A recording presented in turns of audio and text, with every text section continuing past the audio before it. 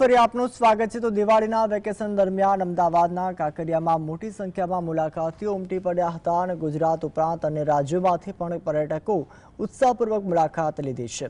કાંકરિયાના પ્રાણી સંગ્રહાલય સહિત વિવિધ સ્થળોએ ખાસ ભીડ નોંધાઈ છે। તો વધતી મુલાકાતોને ધ્યાનમાં રાખીને એએમસી દ્વારા આ વર્ષે સોમવારના દિવસે પણ કાંકરિયા ખુલ્લું રાખવાનો નિર્ણય લેવામાં આવ્યો છે।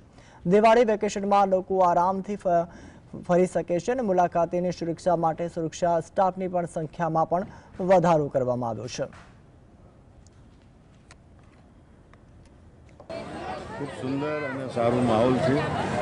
સારું એવું એમ એ તહેવારોના હિસાબે ઘણી બધી પણ ભીડ છે, પણ એક એન્જોય કરવાની સારી જગ્યા છે અને કાંકરિયા એક સારું પ્લેસ છે। બાળકો માટે ખૂબ આનંદ અને ખૂબ સારી રીતે મોજ મારી। દર 2 સોમવાર અમે ખુલ્લા રાખ્યા છે। એક આ સોમવાર ગયો અને એક આવતા સોમવારે પણ મુલાકાતીઓ માટે ખુલ્લો રહેશે અને વ્યવસ્થામાં એક્સ્ટ્રા સિક્યુરિટી ગાર્ડ મૂક્યા છે।